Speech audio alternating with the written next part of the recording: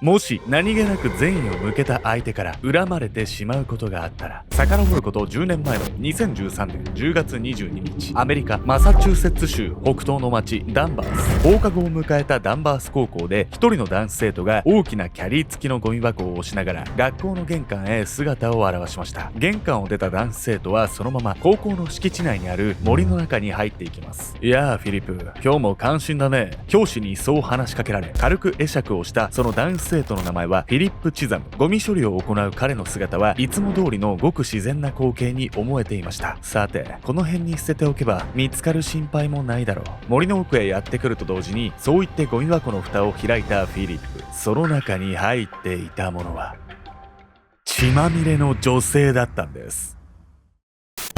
ゴミ処理をしながら血まみれの女性を平然と運ぶ少年。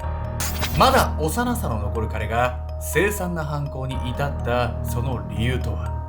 わけ隔てない親切心は時には思いもよらない恨みへとつながっていくんです。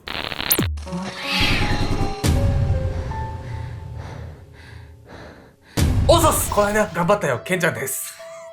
最近ちょっと落ち込んじゃってるやみやみこです。落ち込んでんの珍しいっすね。何があったんですか？お尻が痛いの。お尻？字？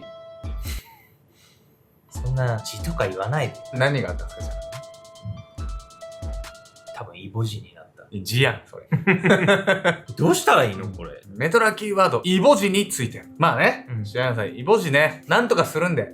はい、あんたに私のお尻見せたくないんだけど。いや、俺も見たくねえわ。本日皆様にご紹介するのは、アメリカのとある高校で起きた殺人事件なんです。被害者となったのは、生徒たちから慕われていた美人教師なんです。そんなこともあってか、この事件は多くの人の悲しみを呼びました。美人な上に慕われてるのに、誰かの恨み買うってもなんか、どうしようもないじゃないのよ、先生からしたらさ。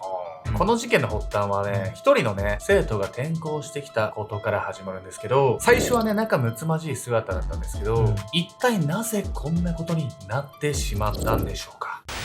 愛のある教育。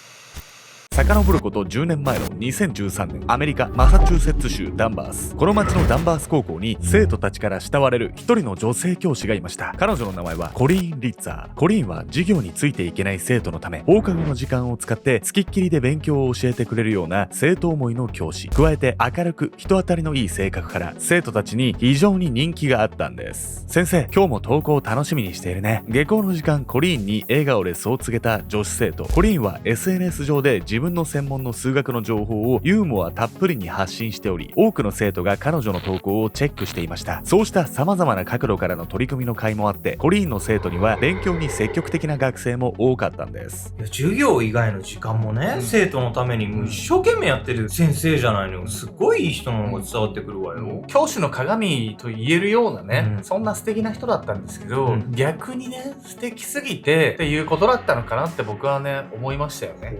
跳ねのけることもしないとなんか勘違いされるよね、相手にね。そうだよね。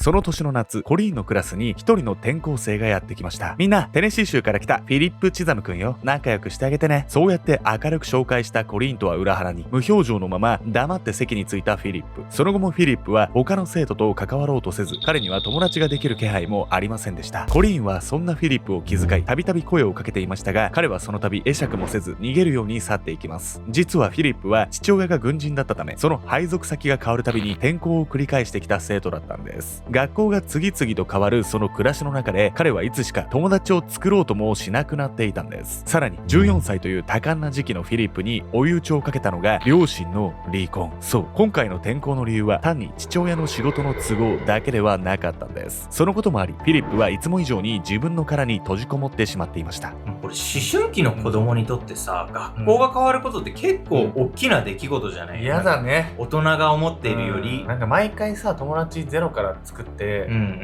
でも結局離れ離れになるんだったら作りたくなくなるとかさ、そういうのはありそうっすよね。それ繰り返されちゃうとね、そんなね生徒っていうのをコリーンはねほっとけなかったんです。です。学校生活はどう？困ったことがあったら何でも言ってね。来る日も来る日もそうやって根気強くフィリップに話しかけ続けていた教師コリーン。何度話しかけられようとフィリップはだんまりを続けていました。しかしそんな態度を取り続ける中でも彼は少しずつ自分を心配してくれるコリーンのことが気になるようになっていたんです。そしてある時2人の関係を一変させる出来事が起こります。何を描いているの？その日の授業中、フィリップの席の隣で立ち止まると彼の教科書を覗き込むようにしてそう言ったコリーン。そう、コリーンはフィリップが教科書に落書きをしているところを見つけたんです。とっさに腕で教科書を覆い落書きを隠したフィリップ。ただこの後教師のコリーンは彼が全く予想していなかった言葉を口にします。あなたとっても絵が上手なのね。知らなかった。先生も学生時代絵を描くの好きだったな。思わずあっけに取られた表情を浮かべるフィリップ。この時彼の中で何かが変わったんです。それからしばらく経ったある日の授業終わり、先生、俺サッカー部に入ったんだ。フィリップは教師のコリーンに駆け寄ると嬉しそうに話しかけます。完全に心を閉ざしていたフィリップの態度にもめげず日々懸命に話しかけ続けたコリーン。そんな彼女の努力は実を結び、フィリップは次第に周囲の生徒にも心を開くようになっていきました。ここまで生徒変えるってほんとすごい先生じゃないのよ。いや、すごいっすね。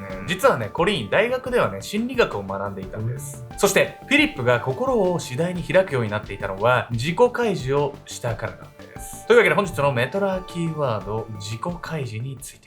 自己開示とは信頼関係を築くため自分の感情、経験などの情報を積極的に相手に伝える行動のこと。人が初対面の相手と距離を取ろうとするのはよく知らない相手に対し無意識に恐怖心を抱いているため、相手に自分の情報を与えると恐怖心が和らぎ自然と心を開きやすくなるんです。コリーンは SNS で自分の教育への思いを表現するなど普段から積極的に自己開示を行っており、それが生徒から慕われる一因となっていました。さらにフィリップの落書きを見た際も叱るのではなく彼のその行動に共感を示すことで心の距離を縮めていったんです。以降コリーンとフィリップの関係性は思いやりあふれる教師とその教師を慕う生徒という理想的なものとなっていきました。そしていつしかコリーンはマンツーマンでフィリップの勉強を見るように。放課後に自習室が空いてるから遅れずに来てね。2013年10月22日、その日もそう言ってフィリップを笑いながら小づくと彼女は職員室へと戻っていきます。この日の放課後、自分の身に何が起こるかをこの時コリーンは知る由もありませんでした。めちゃくちゃいい雰囲気なのに何か起こるっての、ここから。まあそれはね、仲良く見えていただけなのかもしれないです。そしてこの後フィリップは驚愕の行動に出るんです。抑えられない感情。教師のコリーンと補習の約束をしていたその日の夜、フィリップは学校終わりに映画館を訪れていました。そして映画を見終わるとフィリップはそのまま夜道をふらふらと散歩し始めるんです。すると、君ちょっと話を聞かせてもらってもいいかな。フィリップの隣に停車したパトカーから姿を現した警察官。そう、深夜を回ったその時間帯、フィリップが歩いていた場所は高速道路脇の狭い道。警察がフィリップを不審に思うのも無理はなく、彼はそこから職務質問のため警察署へ連行されることに。そして警察がフィリップを引き止めたのは単に彼のその行動が不審だったというだけの理由ではないんです。やはりそうか。フィリップの持ち物を確認すると同時に苦虫を噛みつぶすような顔をしてそう言った警察官。次の瞬間、警察官は確かにこう言いました。フィリップ・チザム、君を殺人の容疑で逮捕する。どういうこと？だってフィリップは学校帰りに映画見てただけじゃないの？犯行はね、映画を見る前の話なんです。フィリップはこの日の放課後、教師のね、コリーンと補習の約束をしていたんです。数学教師のコリーン・リッツァーと彼女と補習をしていたはずのフィリップ・チザムという生徒が行方不明なんです。警察にその通報が入ったのはその日の夕方のこと。警察はそこから近隣を捜索し、深夜になってようやくフィリップを発見しました。そして教師のコリーンはまだ見つかっていない状態。そんな中、フィリップの持ち物を調べた警察はその中からとんでもないものを発見してしまうんです。フィリップのバッグから出てきたそれはコリーンのクレジットカード。実はフィリップはこのクレジットカードを使い、その日見た映画のチケットを購入していました。ではなぜ彼が補習を受けていた教師のクレジットカードなどを持っているのか。その答えはフィリップのバッグから続けて見つかったあるものから明らかになるんです。それは血まみれのカッターナイフ。このほかフィリップのバッグからはコリーンの下着や運転免許証など彼女の持ち物が次から次へと出てきたんです。出てきちゃいけないものめちゃくちゃ出てきてるしさ、フィリップなんか絶対やらかしたでしょ。フィリップとコリーンの間に一体何があったんでしょうか。2013年10月22日午後3時、放課後の教室でフィリップとマンツーマンの補習を行っていたコリーンはふと席を立つとこう言った。ごめんね。ちょっとお手洗いに行ってくるから、そのまま進めておいてくれる？生徒のフィリップに一言そう告げると、教室を後にしたコリーン。そして彼女が教室の扉を閉めたのを見送ると、フィリップはなぜか広げていた教科書をしまい、すぐに立ち上がった。そこから頭に深くフードをかぶると、音を立てないように、そっと教室の扉を開け、廊下へと踏み出したフィリップ。その視線の先には、トイレへと向かう教師コリーンの姿が。先生、俺はもう。彼は女子トイレの前まで来て立ち止まった。俺はもう我慢できないんだ。手袋をはめたその手にはカッターナイフがしっかりと握られていた。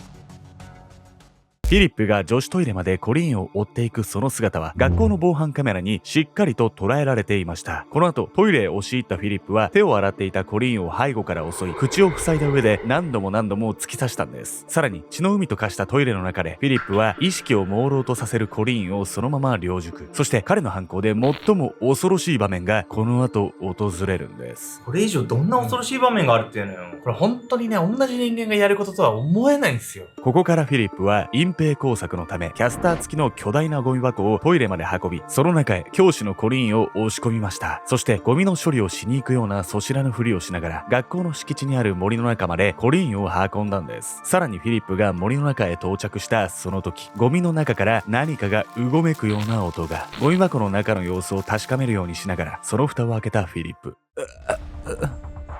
どうして？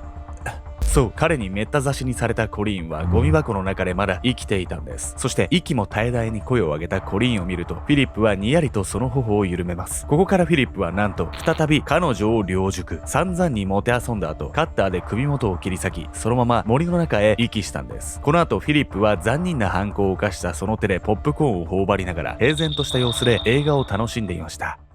コリーンとフィリップの仲はうまくいってたように見えたじゃないの、なんでこんなことをする必要あるの？それがですね、コリーンのね、フィリップに対するその親身な振る舞い、それがね、フィリップに変な感情を芽生えさせてしまったのかなとね、僕はね、こう思うんですけど、今回全部フィリップが悪いですよ、もちろん。その前提でよりこんなことが起きないようにするためには、必要以上に優しくしすぎないっていうのも大事なのかなと思いつつ、でも教師と生徒だから、これするやろって思うんで、難しいですよ、本当に。悲しきすれ違い。事件後、フィリップは犯行の明確な動機を一切語っていないんです。ただ、警察はフィリップの行動や取り調べの発言から彼の本当の動機をこう推察しました。それはコリーンへの恋愛感情。コリーンは生徒に対し特にフレンドリーに接する教師でした。それはフィリップに対してだけではなく、どの生徒に対しても同じ。一方で多感な時期を迎えていたフィリップはコリーンのその振る舞いを自分への行為と受け取ったのではないかと考えられています。しかしフィリップがコリーンに思いを寄せたところで、彼女が取る対応はあくまで教師としてのもの。そんなコリーンの態度に逆上したフィリップは彼女を無理やり襲い、散々に欲望を満たした挙句殺してしまったのではないかと考えられるんです。フィリップが何も語らない以上真相は定かではないんですが、被害者コリーンの下着を隠し持っていたことなど彼の思いを物語る要素は多々あります。こうして事件から3年後の2016年、フィリップはコリーンを殺害した罪で最低40年仮釈放なしの終身刑を下されました。犯行当時フィリップは14歳でしたが、年齢を理由に許されるには彼の犯行はあまりに残虐すぎたんです。事件後、現場となったダンバース高校の敷地内には学校の関係者により花やぬいぐるみが備えられました。さらにコリーンへの追悼を表し、学校の夜空をランタンが覆ったんです。また事件の翌日にはメジャーリーグのワールドシリーズの試合を前にして地元チームレッドソックスの選手陣が黙祷。心優しく優秀な一人の教育者の死を厳かに見送りました。生前 SNS の活動を積極的に行っていたコリーンは自身の投稿でこんな言葉を残しています。人生で何が起きようと常に善人でありなさい。善人であることは今後の人生において素晴らしい財産になります。いや、みこさん、これね、ちょっと見てください。これ可愛くないですか？これルナでしょ、アルゴ X の、私たちも一緒にいるし、何これ？実はこれ1年半かけて作ったギフレターというアプリで、オンラインギフトとね、一緒にね、送れるこうレターのイラストの画像なんですよ。ってことは何？このイラストと一緒にプレゼントを誰かに送れるってこと？そうなんです。めちゃくちゃいいじゃん。このギフレターっていうのはオンラインでギフトが送れるアプリなんです。例えばね、友達の誕生日とかで、当日になってあ、今日誕生日だったわって言って急にこうギフトを送りたい時あるじゃないですか。ああいう時に LINE とかね、Twitter とかインスタとか SNS のメッセージを経由してギフトをすぐに送れるんですよ。しかもね、うんこのギフレターのすごいところっていうのは、相手の住所を知らなくてもギフトを送れるっていうことなんですよね。どういうことなの？住所入れなくていいの？そうなんですよ。おで、僕、ヤミコさんの住所知らないじゃないですか。で、URL を送るんですよ。DM で。で、ヤミコさんはその URL で住所を入れると、ギフトが家に届く。